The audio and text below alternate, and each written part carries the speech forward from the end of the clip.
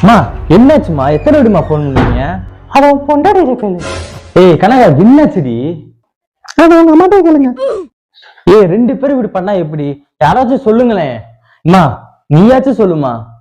ஆமாண்டா, உன 10 மாசம் பெற்று சொன்னாங்கல்ல, என்னதான்டா கேட்ப?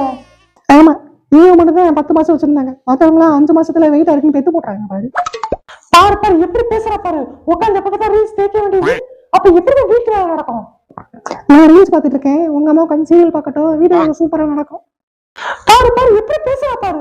நான் பார்த்து கட்டி வச்சுட்டு இப்படி பேசுவாங்க அவனைய. ஆமா, உங்க பிள்ளை பெரிய மன்மத குடிந்தி, பார்த்த உடனே 10 பொம்பளை பிடிச்சிரும் பாரு. என்ன என்ன என்ன மவுன் காய்ச்சல்? என் மவுன் தலை கோரி விட்டாலே 10 பொண்ணு அந்த லைன்ல நிப்பாளுங்க. அப்ப இவனால கோரி விடாம கிளம்பிட்டு இருந்தானா? மூஞ்சில பவுடர் போட்டுக்கிட்டு மினுக்கிக்கிறதால அவன் கைக்குள்ள போட்டு வச்சுக்கிட்டா பாதி மத்தவங்களுக்காக பெத்து தாயவே மறந்துல. கல்யாணாலே இப்படிதான் மாத்திடுறாளுங்க. நான் சொல்றது 2 பேரும் கேளுங்களேன் நிமிஷம்.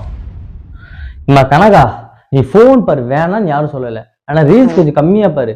அதே மாதிரி மா நீ டிவி பாரு, யாரும் வேணாம்னு சொல்ல. ஆனா சீரியல் கொஞ்சம் கம்மியா பாரு.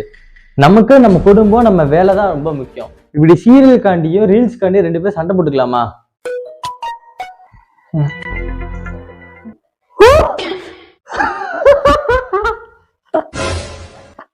போடு. என்னாச்சுங்க?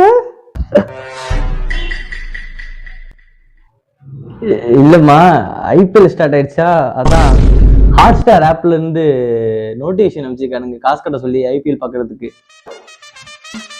இந்த வந்துருச்சுல, மார்ச் மாசம் ஆனா போதும். உங்க பிள்ளை இனி ஆடுற ஆட்டத்தை பாருங்க. இவனுக்கு நம்மளை விட இதுல பைத்தியமா இருப்பானுங்க.